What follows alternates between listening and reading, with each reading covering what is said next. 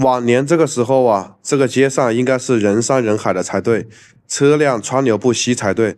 如今这个场面真的是令我感到不可思议啊！这个门口啊，虽然有车，但是呢，好像都不开了，家家户户买车啊不开。然后这就是农村的真实现状。发现了没有？回村之后啊，这边的路啊修得越来越宽了，但马路上呢看不到几个人，真的令我百思又不得其解。湖北农村冷冷清清的，家家户户小伙都抽的是1916 100元一包，和天下100元一包，然后搞得自己负债累累。因为像这种自建房啊，都是要花大几十万的，40万可以在县城买个很好的房子，但是呢，为了排场，为了面子，把这个房子啊重新的翻修了。看这边的红砖都运过来了，看到没有？据说现在农村呢，建房子需要报备和审批的，只能再改造升级，不能进行重新推翻重修，要不然可能就没法进行下去。农村呢，完全没有农村的样子了，那种烟火气息好像没有了，再也回不到小时候那种童年的快乐。以前呢，记得啊，过年大年初二走亲戚，特别是去外婆家里面的表哥表姐啊、表弟表妹啊，人山人海的。那个时候打地铺都觉得很开心。现在呢，再也回不去那个味道了，再也回不去童年了。看到没有，这马路上呢都看不到一辆车，没有人。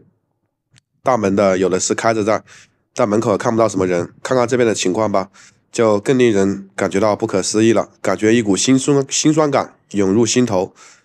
曾经的热闹非凡，曾经的人山人海，曾经的卤菜，那个大年30的卤的菜啊，争着抢着吃，没人吃了。一年到头啊，卤着这么多好吃好喝的，大家都不爱吃了，特别小朋友啊，在城市里面吃的太香了。现在回到村里面来，发现了真的是，而且有个现象就是，好多人都已经提前回城市去打工了。看到这门口贴的春联没有？这春联都贴歪了，被风吹的呀，七倒八歪的，完全就没有去把它重新的扶正，越来越没有那个年味了。以前呢，过年了都是过完正月15才出去，现在呢，恨不得是到了正月初2、初3，团圆后就直接出去了，亲戚都不想走了，不是不想走，是生活的无奈啊。因为这个房子的还有贷款没还完，儿子的彩礼贷也没还完，真的是让人头疼，让人心疼，这种心酸感真的涌入心头啊！不知道今年到底是怎么了，这种现象真的是好奇怪，好奇怪。反正家家户户都有车，然后一年到头呢，贷款买车，一年到头只有2箱油的队伍。这边的选手啊，都已经回村了，回城了，回来的很晚，出去的很早。可能是外面呢发东西南北财，然后现在呢东西南财已经发完了，过去再找北财，所以说啊，迫不得已，出门在外身不由己，一年到头回不了几天。看看这门口啊，大门紧闭的，没有一点过年的味道，只有几套被褥啊在这边晒干了，收拾好了就准备出门了。说实话，这种负债累累啊，基本上他们那种情况就是为了爱面子，为了攀比吧。你们那里有没有这种情况？